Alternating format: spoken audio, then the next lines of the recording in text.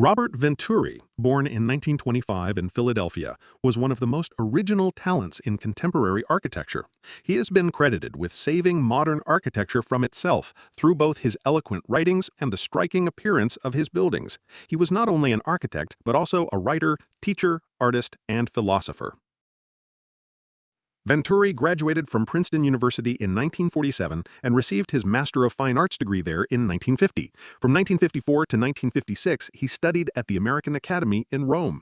This period profoundly shaped his appreciation for Renaissance and Baroque architecture with their richness, ornament, and symbolism. After returning to the United States, he began teaching theory at the University of Pennsylvania. His early professional career included working with big modernist thinkers like Louis Kahn. These experiences grounded him in modernist practice, but also fueled his skepticism of modernism's purity and rigidity. At the time, the international style dominated. Glass and steel skyscrapers by Le Corbusier and Mies van der Rohe celebrated clarity, simplicity, and universality. These buildings were tectonic and precise, but often sterile, repetitive, and mass-produced. Against this context, Venturi became a contrarian voice, reintroducing history, ornament, irony, and symbolism into architecture. In 1966, Venturi published Complexity and Contradiction in Architecture. The book directly challenged the fundamentals of modernist thinking. Modernism was built on either-or logic. An element must be either structure or enclosure, never both. Columns were only structure, sunscreens were only for shading, and every part was meant to have one pure function. This produced clarity, but also rigidity and limited versatility. Venturi rejected this reductionism. He coined the phrase, "less is a bore," in contrast to Mies van der Rohe's "less is more." Instead of either-or, Venturi argued for both and, promoting double-functioning elements. A single element, he said, could hold multiple roles at once. A column might carry weight, frame space, and act as part of a wall or facade. Complexity arises when elements serve more than one role, and contradiction emerges when spaces and forms are layered, ambiguous, and flexible. Venturi admired what he called the messy vitality of the built environment over what he saw as modernism's sterile unity. Drawing on Renaissance and Baroque precedents, he showed how ambiguity and contradiction could make architecture richer, more human, and more alive. 3 years after writing Complexity and Contradiction in Architecture, he formed Venturi Scott Brown and Associates with his wife and collaborator, Denise Scott Brown. In 1972, Venturi, Denise Scott Brown, and Stephen Eisenhower published Learning from Las Vegas. Instead of monuments, they studied the Las Vegas Strip, casinos, neon signs, parking lots, and billboards as serious subjects of architectural study.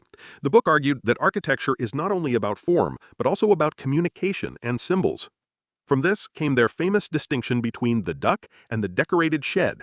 A duck is a building whose form is its message, while a decorated shed is an ordinary structure made meaningful through signage or ornament. Venturi and Scott Brown argued that most buildings should be decorated sheds because this reflects how people actually experience the city. They navigate through signs, symbols, and cultural references. Learning from Las Vegas legitimized ordinary culture as a subject for architecture and showed that meaning can be layered not only through tectonic form, but also through decoration, surface, and communication. One of Venturi's first major projects to capture wide attention was the Vanna Venturi House, completed in 1964 for his mother in the Chestnut Hill section of Philadelphia.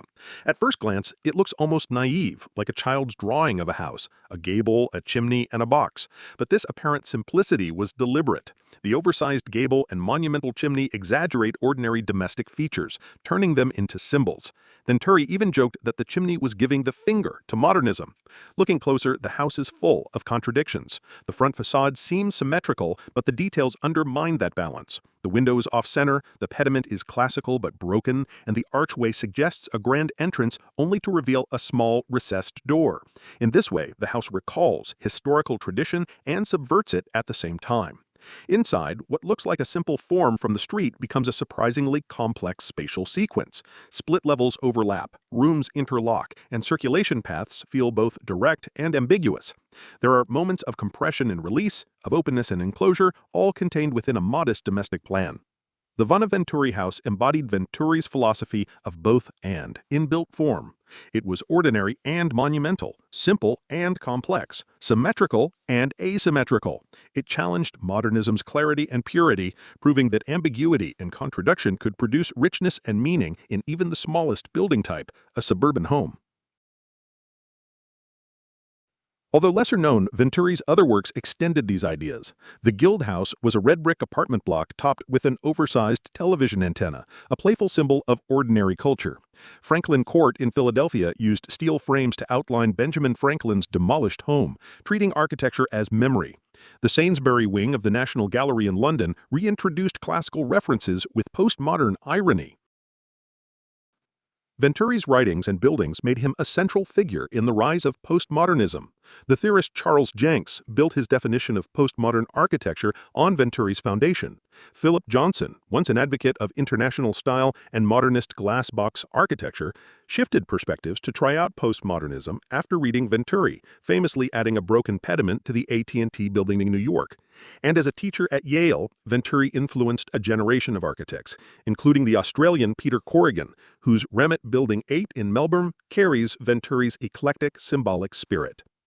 Venturi was not without controversy. Admirers praised him as a pioneer of postmodernism, celebrating his return to history, symbolism, and cultural meaning. Critics accused him of promoting kitsch, neon, and superficiality. Postmodernism itself eventually faltered. While it reintroduced ornament and meaning, it sometimes collapsed into shallow historicism and playful facades without depth. Frankenstein versions of historical elements began to emerge. Yet, even in failure, Venturi's books and buildings forced architecture to question itself, ensuring that culture and symbolism could not be ignored. If modernism told us that less is more, Venturi left us with his own challenge. Sometimes,